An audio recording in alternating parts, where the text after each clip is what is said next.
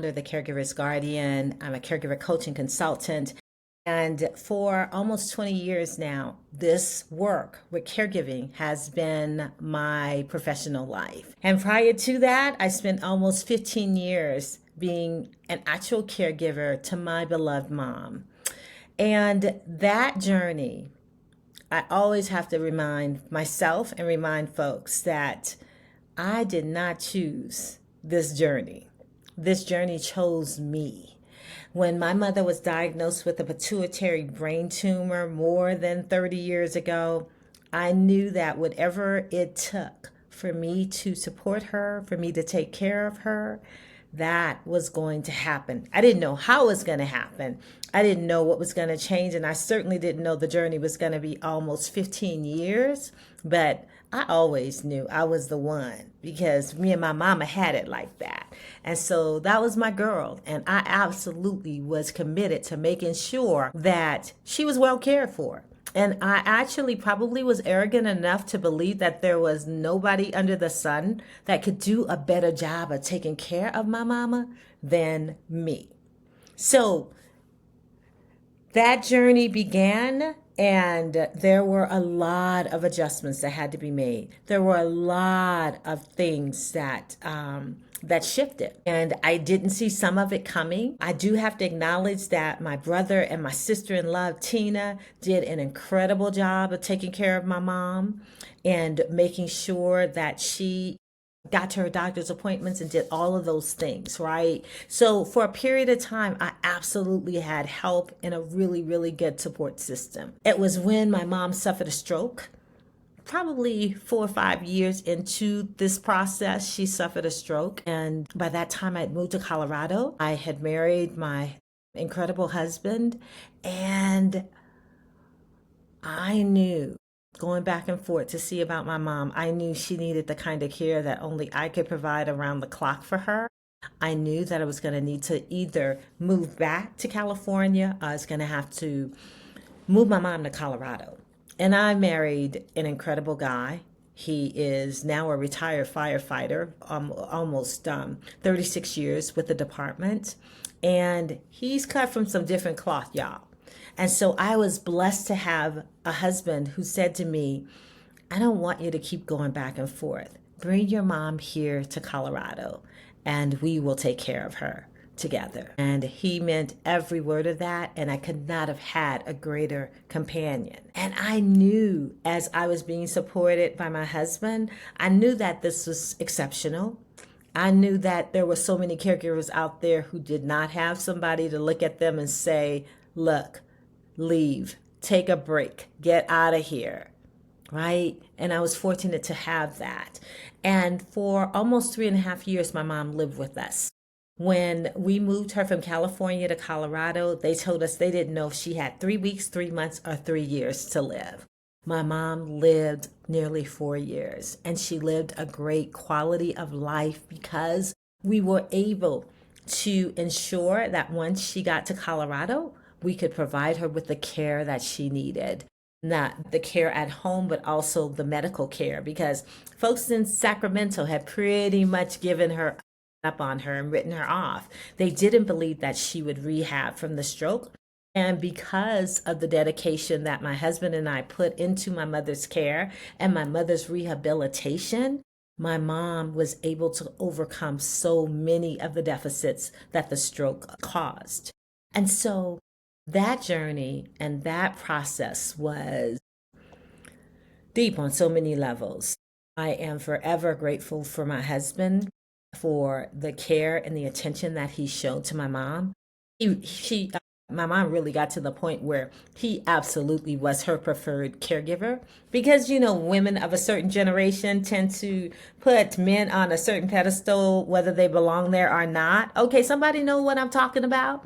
Well, my husband deserved to be on that pedestal, and my mother absolutely favored him. And one of the things that I came to understand in the caregiving journey with my mom was that my mom was so frustrated with me because I kept showing up as a caregiver, and she needed me to show up as her daughter.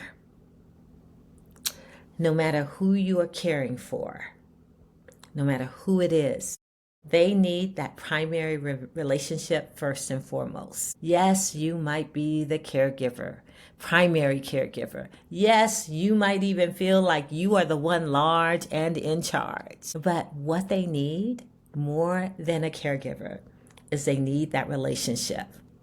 My mom needed her daughter, and that's why my husband became the favorite, because he showed up as her son-in-law. I showed up as the caregiver, the enforcer, with the medication, with the rules, with the the intentionality. You're going to change your diet. You have diabetes. And sure enough, we were able to get my mom completely off of her diabetes medication and insulin because of the change in her diet and exercise. So as a team, we were able to collectively improve my mother's health, her well-being, and her quality of life. And that was huge. That afforded us the opportunity to make plans and to give her the quality of life, to ensure that she received the quality of life within her final years that she would not have otherwise received. And so what I know is that I was blessed, exceptionally blessed, to have the support system that I had, to be able to access the services that I had. Even working, I was able to bring in home health care service through Medicaid's long-term care program and get my mom up to 8 hours a day of care in the home. Again, something that I knew was exceptional. And so when my mom passed, I wasn't ready. I was not ready. Even though she had been telling me she was tired, I was not trying to hear it. I wanted my mom here. My mom was 71 when she passed. And it still pains me that so much of her life, I feel like she missed out on. We missed out on so much of her.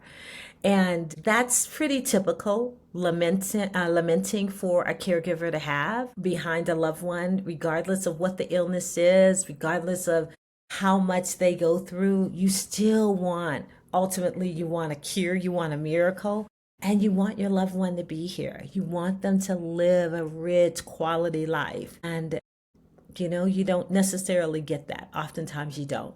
And I didn't get that. And so a year after my mom passed, I was really grieving heavily and not sure of what my purpose was and what I was supposed to do. But I had an inkling that it had something to do with caregiving.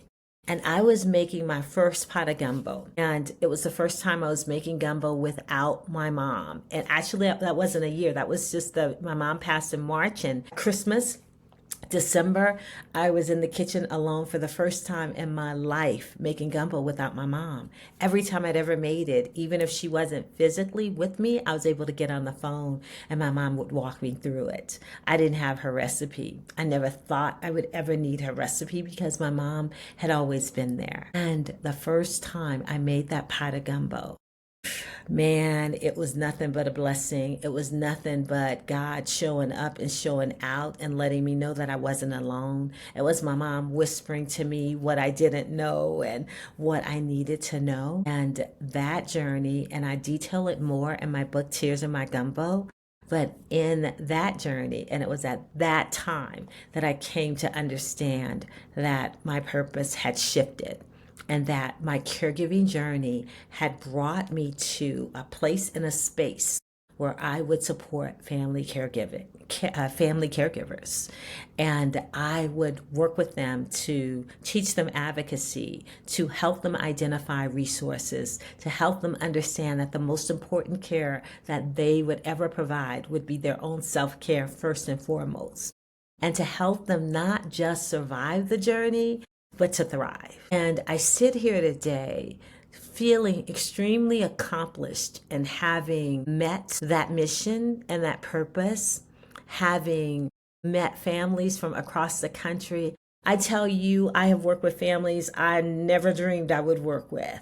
I have been in the home, I have become the surrogate daughter of people who had never even had someone who looked like me in their home before, right? And it's been amazing, the rich tapestry of people that I have gotten to meet through this caregiving journey. I always wanted to be a writer. I knew I would write books. I had no idea that this caregiving journey would take me to the very goal and objective that I'd had as a little girl, to become an author.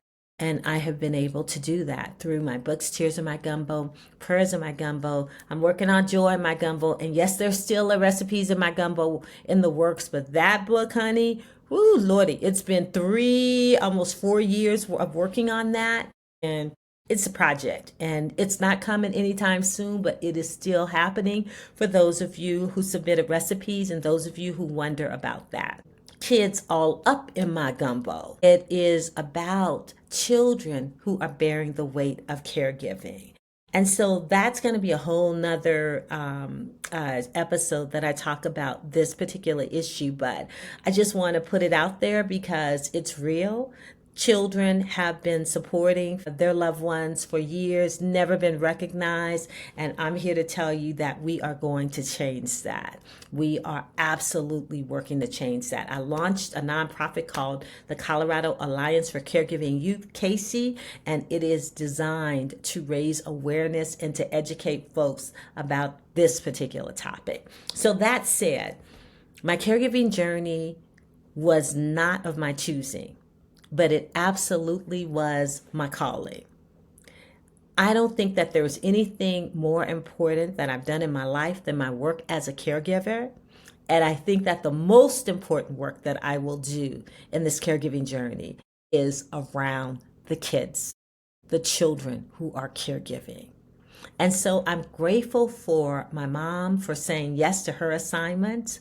And I'm grateful that she raised a daughter who was willing to say yes to her assignment, me saying yes to my assignment, just as you all have said yes to your assignment. We might not have volunteered for it, but we find ourselves in this space. We find ourselves with the privilege of caring for someone that we love. And we may not have volunteered, but it is where we are. We have said yes to the assignment, and we're doing our best to roll up our sleeves and to do all that we can to make sure that our loved one is cared for, that they are affirmed, that they are loved, because we don't know how long our loved one has. And whatever time that is, we want to make sure that we are in the best position to care for them, to make sure that they are supported, to make sure that they are loved, and that they get to thrive through this journey as well.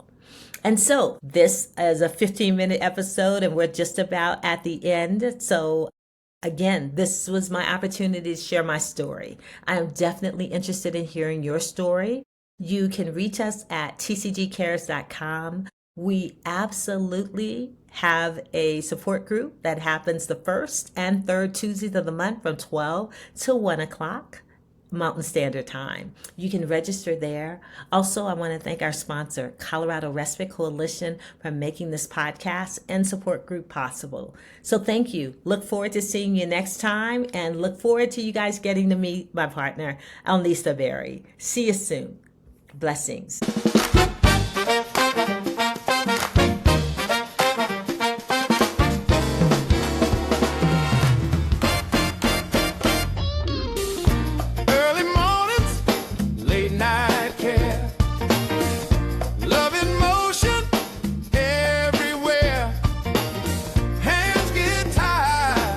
Stay strong, carry